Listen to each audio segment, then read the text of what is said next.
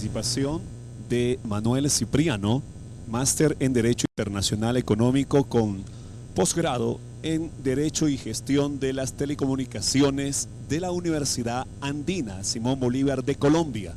Además de un amplio conocimiento de transformación digital, inteligencia artificial y derecho, transformación digital y desarrollo y gestión de Smart Sites. Muchas gracias a la Asociación de Radiodifusión Educativa que está celebrando sus 15 años de aniversario. Gracias por la invitación, gracias a toda la organización que nos ha dado la oportunidad de participar en esta mañana con ustedes para tratar estos temas tan interesantes de la radiodifusión y la educación, que como ya mi antecesor y las palabras de la viceministra y del reverendo Mesa y del doctor Ángeles también nos decían, tiene un rol muy importante en nuestro país. La radiodifusión tiene la posibilidad de llegar hasta ese último habitante peruano en las zonas más alejadas, con el mensaje que nos interesa transmitir. Y que en el caso de la radiodifusión educativa tiene un valor mucho más especial, porque nos transmite valores, nos transmite un mensaje educativo, un mensaje religioso, que es distinto a la actividad puramente comercial. En la actualidad, la radiodifusión educativa está atravesando un tiempo de retos, como ya decía también mi antecesor, de retos, de novedades, porque la tecnología está variando y está cambiando, está transformando todos estos nuevos servicios. Y uno de esos nuevos retos que está trayendo la tecnología es la inteligencia artificial, que me va a tocar a mí tratar de exponerle y explicarle de manera muy sencilla para que ustedes vean cuáles son las ventajas y las desventajas de la inteligencia artificial. De la inteligencia misma se habla muchas cosas hoy en día. Una de las cosas que más preocupa es la que nos dice que en unos años más, tal vez la mitad de las actividades que están haciendo las personas hoy en día van a ser reemplazadas por las máquinas. ¿Qué implica eso? Que labores como la de la persona que prepara un café, un jugo y nos sirve en un restaurante, hasta actividades médicas, actividades que hacemos también los abogados como yo, otras actividades de nivel mecánico, de nivel que pueden ser reemplazadas, en el futuro se prevén que sean justamente reemplazadas por esta inteligencia artificial que ya existe en el mundo. Esa inteligencia artificial no solamente tiene la posibilidad de reemplazar estas actividades comunes que vemos hoy en día, sino inclusive también afectar a actividades mismas de la radiodifusión, si no es que ya lo está haciendo. Vamos a ver algunos casos también para mostrarles en qué medida la inteligencia artificial va a alcanzar a la radiodifusión en diferentes partes del mundo. Y no es algo que está previsto para un futuro, como decíamos mucho tiempo antes, que de acá a algunos años llegará recién a nuestro país. No, eso ya está aquí. ¿Podemos avanzar? No sé quién mueve la... Ahí estamos. Este es un poco el contenido de la presentación. Vamos a hablar un poco de la radiodifusión educativa, las características, por qué es importante la radiodifusión educativa, cuál es la situación de esta radiodifusión en el Perú y cuál es el reto que está planteando la inteligencia artificial en este ámbito de servicios de telecomunicaciones. Siguiente, por favor. ¿Cómo se entendía la radiodifusión y por qué es importante? La radiodifusión, que realiza muchas de las actividades de los cuales ustedes son protagonistas, operadores de televisión, es un servicio, como se ha señalado, que consiste en la emisión de señales de radio y televisión para uso público. La diferencia de esta actividad con otras actividades de telecomunicaciones es que es un servicio directo. Es un servicio que inmediatamente vincula al radiodifusor con el radioyente o al televidente. El propósito de estas transmisiones, como decía también, es enviar información, audio, imagen, a otras ubicaciones en cualquier parte del mundo de manera precisa y rápida. La información puede ser actualizada en tiempo real. Esa es una de las diferencias de repente que, como comentábamos también con algunos de los ingenieros que van a tener la oportunidad de compartir con ustedes, diferencia mucho a las actividades que hoy en día tenemos en el medio, con el podcast, con el streaming, con el servicio del cable o con el YouTube mismo. Porque estas actualizaciones se dan de manera inmediata. Uno se puede enterar de la información o conoce la información y la difunde de manera inmediata o está transmitiendo lo que está pasando en el mundo. Esa transmisión directa, inmediata, no la realizan necesariamente los demás medios de comunicación. Es así como nos enteramos de las noticias, los comentarios deportivos, la música, las conversaciones, las entrevistas y todo este tipo de contenidos que se difunde a través de la radio y la televisión. Siguiente, por favor. Dentro de este tipo de servicios de radiodifusión hay una actividad, como decíamos, que es muy importante, que es la radiodifusión educativa, que es un medio justamente de comunicación que se debe ser utilizado para impulsar el desarrollo de la educación, la ciencia, la cultura, el deporte en las comunidades. Esa es la gran diferencia que tiene esta modalidad de radiodifusión en comparación a la radio y televisión comercial. ¿Cuál es su rol? ¿Cuál es el rol de la radiodifusión educativa? Se lo considera como un instrumento didáctico, innovador, que permite a los alumnos, a los profesores, trabajar en proyectos y favorecer la interacción y socialización. Esto permite que justamente ese conjunto de valores, ese mensaje que las autoridades educativas, los docentes o las instituciones que se preocupan por el tema educativo puedan transmitirlo a todos sus radioyentes y televidentes en general. De allí la importancia de este medio de difusión. Siguiente, por favor. Aquí hemos resumido 5 puntos que nos parece que son importantes de la radio educativa. Se puede tener una comunicación con los estudiantes, la comunidad de manera personal y crea un intercambio emocional. Y esto es muy importante. El vínculo que forma la radio o la televisión educativa, a diferencia de otro tipo de servicios, es que nos da una vinculación emotiva directa. Nosotros, nuestra generación, por decirlo así, hemos crecido con la radio y la televisión directa, que permitía que justamente nos identifiquemos con el locutor, con el periodista, con la persona que entrevistaba, a los personajes políticos o al artista más famoso de la época, y de alguna manera seguíamos y seguimos también todavía aún los mensajes o los contenidos que él difunde. Ese tipo de mensajes, ese tipo de motivación que nos lleva a consumir la radio y la televisión no sucede con los otros servicios. Esto se puede resumir en una frase que una radio comercial, recuerdo, que siempre lo repetía como su eslogan en el tema de radiodifusión. Había una radio que decía, porque la radio es el medio que está más cerca de la gente. Y efectivamente, la radio es el servicio que interactúa y que se encuentra directamente vinculado a las personas. En el caso del aprendizaje, justamente, ese factor emotivo, ese vínculo que tiene entre el locutor y el radioyente o televidente es mucho más directo y se puede presenciar, se puede encontrar todavía en aquellas radios que vienen transmitiendo ese tipo de contenidos. Otro de los elementos importantes o características importantes que tiene la radio y la televisión es la posibilidad de que pueda ser escuchado por todos los grupos sociales. Aquí no hay una diferencia entre quién paga o quién no paga, o quién, a quien tengo la oportunidad de escucharlo, lo puedo realizar de manera gratuita porque es una señal abierta que transmite todo tipo de contenidos y cualquiera puede acceder a ese contenido. en cualquier parte, desde las capitales del país, la capital de la provincia, la ciudad más importante, hasta los lugares más alejados.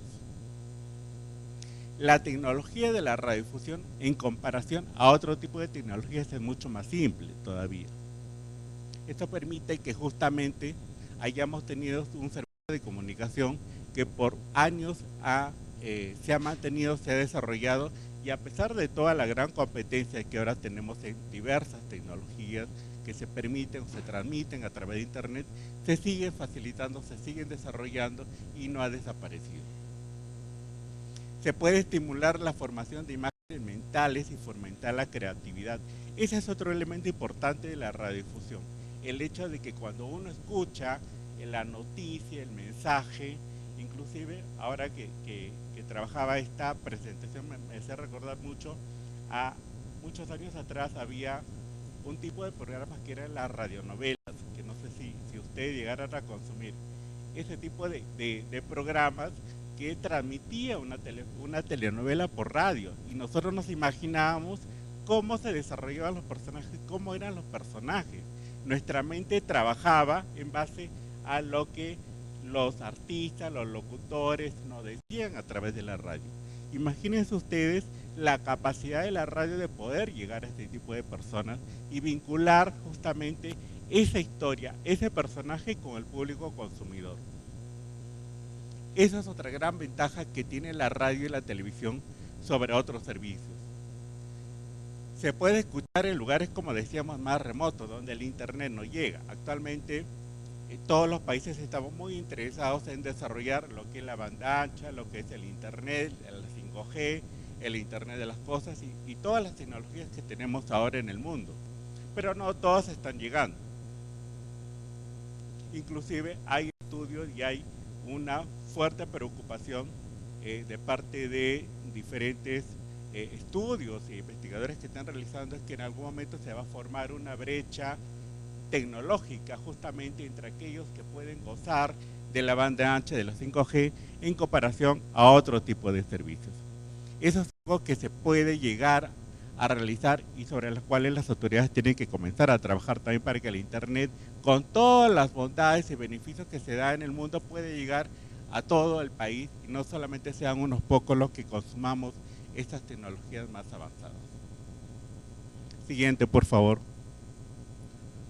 En el país, ¿cómo está arreglada la radiodifusión educativa? Bueno, tenemos dos normas que son las más importantes. La Ley de Radio y Televisión, que se dio en el 2005, y su reglamento, que justamente prevé cuáles son los procedimientos, los aspectos técnicos y la forma como operan este tipo de servicios. La normativa también establece el marco legal para poder obtener una frecuencia con el cual podemos operar un servicio de radio, un servicio de televisión, y que tenemos que solicitarla ante el MTC. Las obligaciones administrativas, por ejemplo, como que vencidos sus plazos de 10 años tenemos que renovarlas, hacer un todo procedimiento, y los monitoreos a que están sujetos todos estos servicios, dado que utilizan un recurso del Estado, un recurso público. Así también el marco legal de radiodifusión establece una serie de ventajas para lo que es el radiodifusor educativo, que se resumen básicamente en dos de tipo económico, ¿no? La exoneración del pago de la tasa, no tiene que hacer ningún pago, y en el caso del canon, por el uso de la frecuencia, ellos solamente pueden pagar hasta el 50% del valor o del costo que cobra el Ministerio de Transportes y Comunicaciones en comparación a un operador de tipo comercial. Este es el marco general que rige la radiodifusión educativa hoy en el país. En principio, lo que puedo comentarles acá de este marco general es que aún es insuficiente, creo yo. Se necesita todavía mucho más mecanismos para propiciar que radiodifusiones o televisoras educativas como las que tiene la Asociación Cultural Betel, como tienen algunas universidades, pueden seguir desarrollándose en el país. Porque si es algo que estamos encontrando hoy en día a través del desarrollo de medios de difusión como la televisión comercial, la televisión abierta, los servicios de streaming, los podcasts, es que hay una multiplicidad de medios por los cuales estamos consumiendo. pero ¿cuántos de esos medios hoy en día rescatan los valores, el mensaje, los contenidos que puedan ser justamente utilizados para los estudiantes, para los alumnos y para la sociedad en general? Son muy pocos seguramente. Y eso es algo con los cuales también los países deberían comenzar a trabajar para dar un impulso a esta radiodifusión educativa que justamente deberíamos tratar de rescatar, deberíamos tratar de revalorizar justamente para que la sociedad se vea beneficiada, para que la sociedad pueda utilizar este servicio en beneficio de los menores, de los niños, de las niñas, como lo que ha sucedido justamente lo que decíamos ahora en la época de pandemia, que generó hace ya casi 4 años. O sea, en algún momento el Estado se vio en la necesidad de suplir la suspensión de actividades escolares.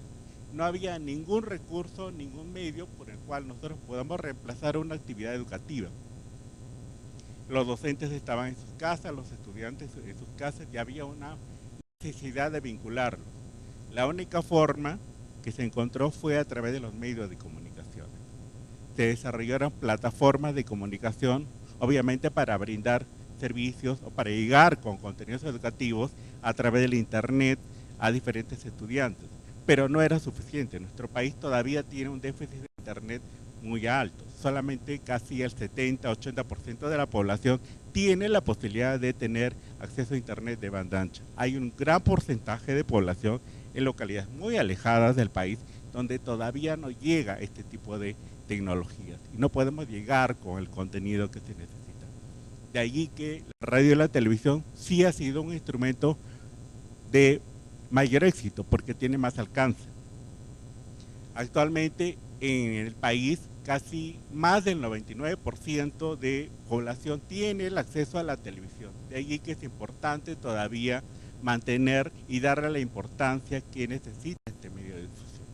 En segundo lugar está la radio, que es el otro elemento también, el otro servicio que llega, tiene un mayor alcance a la población por sobre otro tipo de contenidos. Y en tercer lugar está el internet, que está creciendo, pero necesitamos justamente, creo yo, como política de Estado, el establecer que cuando el país requiera este tipo de servicios o difundir este tipo de contenidos en situaciones como pandemia, podamos utilizar los medios de comunicación.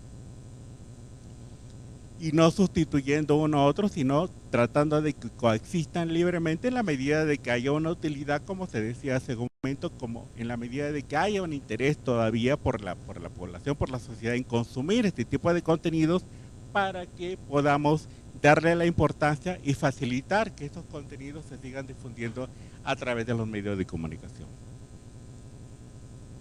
Estas son las estadísticas que tenemos de los medios de comunicación educativo y comercial hoy en día. Hay un número muy alto también de radiodifusión educativa o de radios educativas en el país que obtienen autorizaciones bajo esta modalidad y con los beneficios que se ha indicado de tipo económico. Sin embargo, hay una particularidad que se da en nuestro medio. Muchos de ellos no generan sus propios contenidos. Muchos de ellos se han convertido en retransmisoras de contenidos de la señal del Estado o de estaciones que transmiten contenidos de nivel regional o porque pertenecen al gobierno regional o a los municipios. Situaciones que llevan a que finalmente se conviertan en emisoras de tipo político, bajo el marco de una radiodifusión educativa. Y ese es otro tema que también la autoridad tendría que revisar y mejorar para evitar que justamente este concepto, este contenido educativo que da la ley a los servicios de radiodifusión educativa no se vea trastocada, no se vea mal utilizada y se le dé otra utilidad para la cual no fue prevista. Siguiente, por favor. En esta coyuntura, en esta situación, han surgido nuevas tecnologías, como decíamos hoy en la mañana. El internet, la banda ancha, el podcast, los servicios de streaming, todas estas tecnologías están transformando los servicios de comunicación y la forma de consumir del televidente o del radioyente. Y una de ellas es la inteligencia artificial. La inteligencia artificial no es ajena a la radio y la televisión. Ya la está transformando.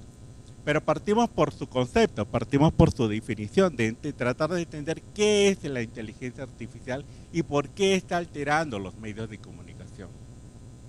Definiciones hay muchas, no se tiene todavía un concepto muy claro de lo que es la inteligencia artificial.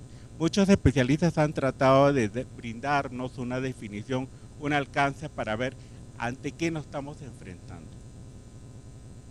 A nivel del ámbito de investigación, de quienes están haciendo uso de esto, ya lo están utilizando efectivamente en diferentes campos, como ya decíamos, desde la medicina, en el ámbito del derecho, en el ámbito de la justicia, en actividades mecánicas, ya se viene utilizando la actividad de inteligencia artificial en sus trabajos o en sus actividades, pero no se tiene todavía el alcance suficiente de a dónde nos va a llevar esto, de cuáles son los retos, cuál es el riesgo de utilizar de una inteligencia artificial que todavía no tiene una regulación que pueda justamente asegurarnos de que esta nueva tecnología va a trabajar o se va a desarrollar en beneficio de la humanidad, porque tiene riesgos, tiene una serie de retos que la vamos a poder detallar acá.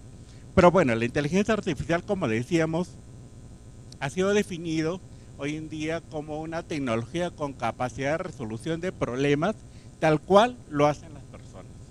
De esta manera que se define como una actividad que simula la inteligencia humana para desarrollar actividades como reconocer imágenes, escribir poemas, hacer predicciones basadas en datos.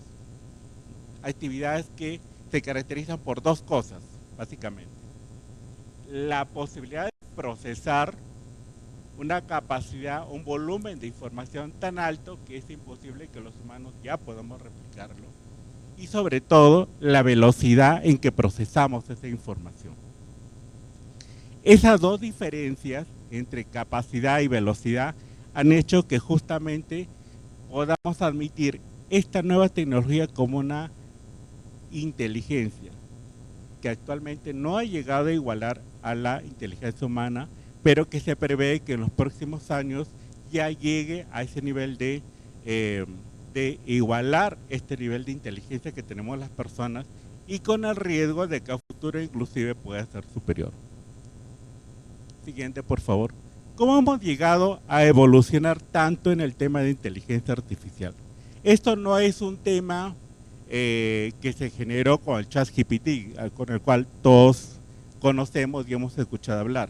Es un tema que ya se ha venido generando y evolucionando desde el año 50 en el mundo, en el cual ya muchas personas comenzaron a preocuparse si las máquinas eran capaces de pensar como los humanos, ¿no? En el año 50 este señor Alan Turing desarrolló una teoría, la prueba de Turing, que justamente él planteaba de que qué pasaría si en el futuro las máquinas llegaran a pensar como los humanos. Esta teoría planteó un reto que se ha ido desarrollando en los últimos años. En el 96, muchos años después, se comenzó a hacer una serie de pruebas de competencia entre los humanos y las máquinas. Y es así como en este año, una computadora de IBM le gana en una partida de ajedrez al mejor ajedrecista del mundo de esa época, a Garry Kasparov. En el año siguiente, mucho después, 2011, otro sistema informático mucho más avanzado de IBM le gana también en una partida de concurso a una persona. O sea, es la máquina la que llega a vencer en esta partida, en esta competencia entre máquina y humanos. Igual en el 2016 tenemos otro resultado también, que otro sistema informático de Google termina dominando y ganando a las personas. Igual en el 2017 se siguieron dando esta serie de resultados en que las máquinas en determinados casos muy específicos, en determinadas situaciones muy específicas, llegaron a ganar una partida de juego o una competencia contra las personas. ¿Qué sucede en el 2022? En el 2022 se da un salto muy importante y muy alto en esta competencia entre el humano y la máquina. En este año se lanza el ChatGPT, que ya se había desarrollado muchos años atrás. Esto ya está desde el 2017. Pero a diferencia de lo que había pasado en años anteriores, que este sistema ya se había desarrollado y estaba siendo utilizada por determinados investigadores que poseían el algoritmo y eran dueños de todo este sistema, lo utilizaban en un círculo cerrado. Este sistema o esta tecnología se lanza de manera gratuita y abierta. Y es así como nos damos cuenta de cuánto ha evolucionado justamente la inteligencia artificial después de muchos años, en la cual ya no solamente replicaba información de internet o replicaba o tenía la facilidad de poder ganar una simple competencia o realizar una actividad muy específica, sino que podía generar sus propios contenidos, podía generar sus propias imágenes, su propia música, podía generar poemas, investigaciones. Hoy en día creo que el ChatGPT hasta los estudiantes lo están utilizando para trabajar las tesis de investigación y hacer múltiples tareas. Seguramente que ustedes también han tenido oportunidad de utilizarlas. Es algo que ya está abierto para todo el mundo y todos estamos utilizándolo. Ha sido tan importante y tan fuerte el surgimiento de esta tecnología como fue el ChatGPT, que en el 2023 se calculó que en solo 2 meses había obtenido 100 millones de usuarios de esta plataforma tecnológica. Es decir, se diseminó por todo el mundo y muchas personas comenzamos a consumirla. Y es así como hemos dado un salto mucho más trascendente que lo que había tenido anteriormente otro tipo de desarrollo, otro tipo de tecnologías, como el Internet mismo, que duró mucho tiempo para que esto se pudiera masificar en el mundo. El ChatGPT lo hizo en solamente 2 meses, 100 millones de usuarios. Y sigue creciendo. Y ahora estamos por la versión 4, creo que la más avanzada, pero ahí está y sigue desarrollando. ¿Cuál es el contexto de desarrollo que ha tenido la inteligencia artificial? ¿Cuáles son los alcances o las particularidades y las características de por qué lo hace tan especial y por qué nos está preocupando a todos los que estamos involucrados con este tema de las tecnologías? Una de ellas es lo que decíamos, la velocidad de implementación. El tener la posibilidad de que en 2 meses crezca o de un salto a tener 100 millones de usuarios es sumamente relevante, es muy importante. El impacto potencial en la sociedad, como decíamos, la pérdida de trabajos, es otro riesgo que ya están alertando las autoridades, las organizaciones que se dedican a hacer este tipo de investigaciones, asumiendo que ya en los próximos años, como decíamos, casi el 50% de la actividad humana puede ser reemplazada por inteligencia artificial. Y no es algo que esté muy lejano, como vamos a ver al final de esta presentación. La priorización de las inteligencias artificiales por las empresas tecnológicas. Casi todas las empresas tecnológicas, las grandes plataformas que existen en el mundo, los guardianes de acceso a Internet, como se le ha llamado a Amazon, a Google, Apple, Microsoft y todas estas grandes plataformas tecnológicas, ahora han priorizado su investigación y su inversión en todo lo que es inteligencia artificial. Ahora están vendiendo con inteligencia artificial. Y nos están haciendo el seguimiento, obviamente, a todos nuestros niveles de interés con el uso de la inteligencia artificial. ¿Cuál es otro gran tema que es relevante en este contexto? La escasez de profesionales involucrados con el tema de inteligencia artificial. Todos los países se han volcado a trabajar en una regulación. La Unión Europea acaba de aprobar este año justamente el reglamento de la inteligencia artificial que va a regular las actividades de todas estas grandes plataformas tecnológicas y va a regular la forma en que la inteligencia artificial se va a desarrollar en la Unión Europea. Pero ¿cuál es el problema? Que no tienen los expertos para supervisar que esas normas que se están trabajando justamente sean las personas adecuadas, tengan los conocimientos, la preparación técnica, legal y que involucre justamente a hacer una supervisión adecuada. Y eso es muy importante. Entonces, hay una búsqueda y una escasez también de profesionales involucrados con este tema, que seguramente va a ser también transformar el nivel de interés o la búsqueda de profesionales capacitados en este tipo de tecnologías. El otro tema es el aspecto ético.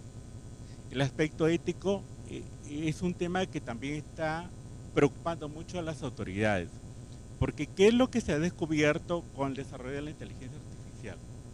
Esto ha partido de muchos casos legales inclusive, como era el otro punto que acá vamos a comentarlos, porque el uso de la inteligencia artificial ya se da también en el ámbito de la justicia. Pero ¿qué es lo que ha pasado entre las discusiones y en la aplicación de la IA justamente en las sentencias judiciales, en los informes o en las resoluciones de los jueces? Que hay un carácter que ha preocupado, que es el nivel de sesgo que conlleva la inteligencia artificial en la preparación de sus resoluciones, sus sentencias. ¿Qué involucra el sesgo? La discriminación. Se ha encontrado en muchos casos también que, por ejemplo, cuando la inteligencia artificial hacía un proyecto de resolución, un proyecto de sentencia, tenía un mayor reparo en las personas negras en comparación a las personas blancas. Calificaba en un nivel de responsabilidad mayor a los hombres por sobre las mujeres, o a las personas que somos de Latinoamérica en comparación a las personas de Europa, o a los niños en comparación a los adultos. Hay ese nivel de sesgo que no se ha podido resolver aún en el mundo y sí está generando una serie de preocupación. Y es un sesgo que es justamente parte del algoritmo con el cual se ha trabajado la inteligencia artificial, porque seguramente ese algoritmo ha venido de una persona, de un humano, que es el que ha creado este algoritmo, ha incluido estas pautas justamente con cierto sesgo de discriminación, y eso se está viendo reflejado en el uso de estas herramientas.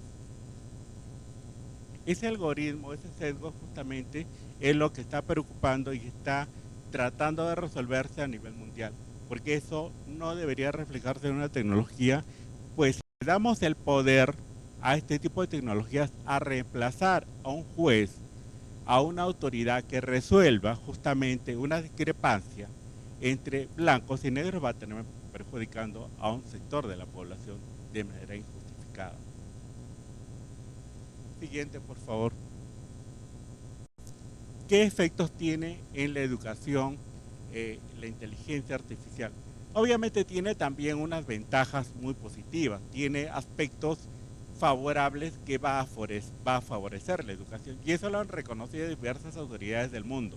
La UNESCO, que es la Organización de las Naciones Unidas para la Educación, la Ciencia y la Cultura, viene trabajando hace muchos años en el rol de la educación con el uso de inteligencia artificial, ¿no? Y he encontrado que en el caso de esta tecnología implica una transformación de los sistemas establecidos definitivamente. Se va a tener que replantear los sistemas establecidos, el rol del estudiante, el rol del maestro, y ver la forma en que se va a poder consumir los contenidos y la forma en que se tiene que dictar a partir de este momento las clases y cómo se va a llevar a cabo el aprendizaje. Otro de los elementos importantes también es los derechos de autor y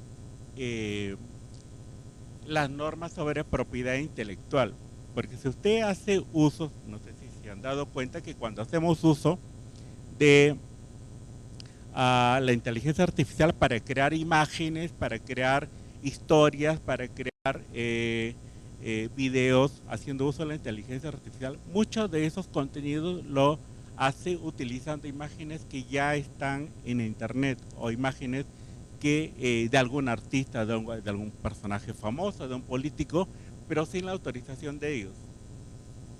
Y eso hace ahí que justamente estemos afectando los datos personales que tenemos nosotros, ¿no? Que nos reconocen las leyes, derecho de propiedad intelectual o derecho de autor, porque también inclusive puede tomar aleatoriamente contenidos que sobre los cuales yo no he cedido mi autorización para que esa tecnología la utilice o la persona que está haciendo uso de esa tecnología utilice estos contenidos. Entonces, hay una afectación muy fuerte sobre el tema de derecho de autor o propiedad intelectual y, como le decía, también los derechos de datos personales que tenemos cada uno de nosotros. Replantear las evaluaciones resultados de los aprendizajes es otra característica que está afectando también la inteligencia artificial. La forma en cómo se va a evaluar los contenidos, la enseñanza, la educación también tiene que transformarse con la inteligencia artificial. Una de las cosas que nos dicen los investigadores es que con esta tecnología podemos hacer una educación personalizada. Es decir, la inteligencia artificial va a permitir que, por ejemplo, si tenemos en una aula 30 personas, podamos hacer una evaluación dirigida para cada estudiante, distinto, que se adecue a la necesidad y al interés de ese estudiante. Esto lo facilita la inteligencia artificial, no solamente en el trabajo de elaborar esas 30 evaluaciones que no los podría hacer un profesor o un docente, porque le toma tiempo y es un trabajo mucho más fuerte que el que anteriormente tenía que realizar, sino también inclusive en actividades de la calificación misma de esa evaluación, o en la forma de direccionar el tiempo, el contenido, el tipo de mensajes que este estudiante está interesado. Esa forma de replantear justamente evaluaciones y resultados es una ventaja positiva de la inteligencia artificial. El reto es saber cómo lo vamos a utilizar, cómo vamos a hacer para justamente esa inteligencia artificial sea productiva. Orientar la educación priorizando la enseñanza individual, que es lo que les comentaba, ¿no? La posibilidad de generar contenidos directamente para cada estudiante. Ustedes saben, si hay algún docente por acá en el aula, saben que dentro de un aula hay estudiantes que están interesados más en actividades de las matemáticas, otros en historia, otros en literatura, y lo conveniente, de acuerdo a las autoridades, es que a cada uno deberíamos reforzarle aquellas actividades en las cuales no puede desarrollarse o que le requiere un reforzamiento.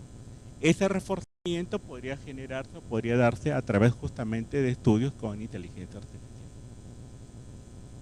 Todo este nivel de ventaja que tiene la inteligencia artificial en la educación puede llevar a reducir justamente los costos administrativos, los costos de evaluación de los exámenes, el nivel de preparación de las clases entre un 40-50% del tiempo que el docente le dedicaba antes a la labor educativa.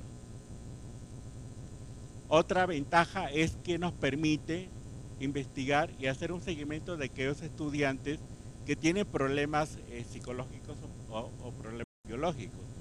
Casos, por ejemplo, también de detección temprana de dislexia y autismo se puede hacer con la inteligencia artificial y podemos justamente ayudar a aquellos estudiantes que requieran un nivel de educación mucho más enfocada en su caso particular.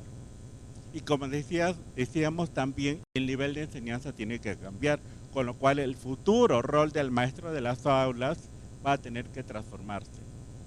El rol del maestro en el entorno de la inteligencia artificial es que ya no va a ser el centro de la educación. Este maestro tiene que convertirse en un mediador, en una persona que coordine y que transmita o de alguna manera adecue esa información que viene siendo estudiada, viene siendo captada del estudiante a través de todas estas fuentes de información que tenemos en internet y lo pueda procesar libremente en su entorno, con lo cual el profesor ya no tendrá la necesidad de brindar información o ser el foco de atención para brindar todos los conocimientos al estudiante, sino en un agente que justamente sirve de mediador o que ayude a procesar al estudiante en esa información o esos contenidos que va a consumir. Siguiente, por favor. ¿Cuáles son las recomendaciones principales que la UNESCO frente a este reto de la inteligencia artificial puede ser utilizada de manera óptima? La primera es que debemos entender que dentro de todas las tecnologías y sobre todo con el reto que enfrenta o que nos vamos a enfrentar en el futuro sobre el tema de inteligencia artificial, es que no perdamos de vista que el ser humano debe ser el foco de atención de todo esto, que debemos utilizar las herramientas tecnológicas en beneficio y en provecho del ser humano, principalmente del estudiante. ¿Qué pasa si tenemos actualmente a niños y niñas que ya están utilizando la inteligencia artificial? Es un tema que también está preocupando a las autoridades por los diferentes casos de ciberbullying o violencia que se está dando a través del uso de los dispositivos electrónicos, de los celulares, los smartphones, que indebidamente muchas veces ha ocasionado denuncias en colegios y escuelas de todo el mundo, ¿no? Y esto lo traía como referencia porque hace como 2 años hubo una serie de incidentes en escuelas en las cuales unos niños utilizaron la imagen de una compañera de estudios y lo pusieron en el cuerpo de una persona adulta y se comenzó a difundir por las redes de estos estudiantes, afectando obviamente la privacidad, la imagen de esta niña, que era una menor de edad y se vio afectado por todos los insultos que le llegaban a través de las redes. Este hecho no solamente está pasando en Perú, ha pasado en todo el mundo, ¿no? En España, en Europa, en Estados Unidos, y está llevando a recomendar que las autoridades en este ámbito de las tecnologías utilicen estos elementos o estos dispositivos desde un mínimo de edad, la edad que está recomendando la UNESCO, para que las autoridades educativas de los países adopten esta recomendación, es que sea de 13 años en adelante para que los niños puedan consumir este tipo de servicios. Otro aspecto importante que también la UNESCO ha recomendado es que se comience a revisar todo lo que es la legislación de derechos de autor y datos personales. Como decíamos, ya se dan casos de vulneración de la privacidad o de la vulneración de la imagen de las personas, sobre todo de personas famosas a través de las redes sociales, haciendo uso de estas tecnologías, ¿no? Ustedes han podido ver las imágenes de autoridades religiosas, de líderes políticos, de artistas, en situaciones que ellos nunca han realizado o en situaciones indebidas. Esto justamente está afectando derechos que las constituciones reconocen, que parten por el derecho a tener a respetar su propia imagen, sus datos personales y el derecho inclusive a la privacidad de las personas.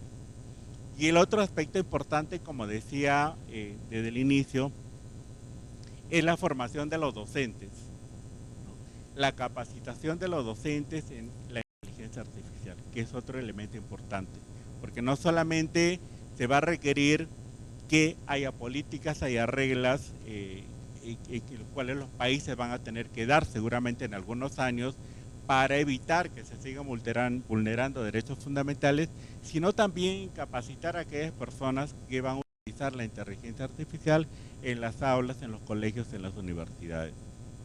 Siguiente, por favor.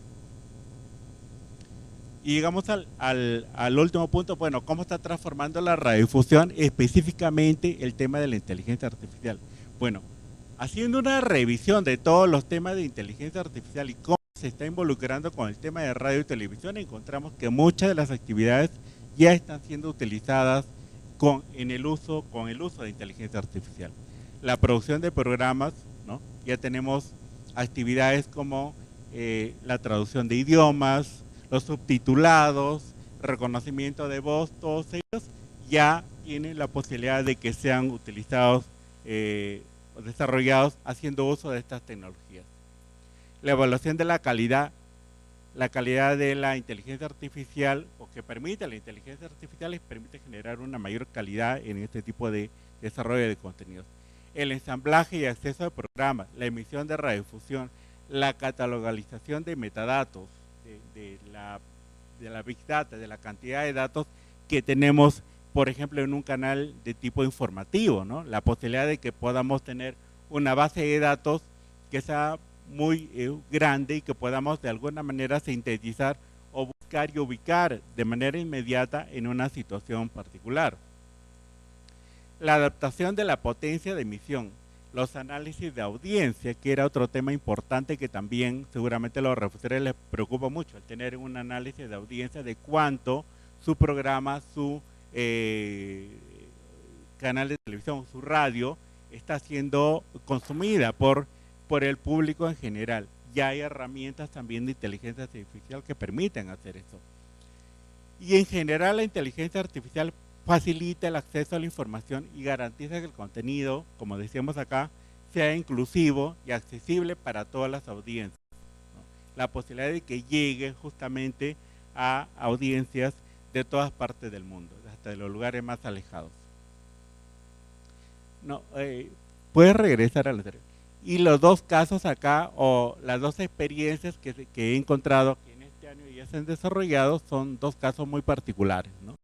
Esta radio colombiana que ya acaba de lanzar La Ochentera, una emisora totalmente protagonizado, por decirlo así, por una inteligencia artificial, una chica que aparece justamente dando los contenidos, dando la información a través de este programa.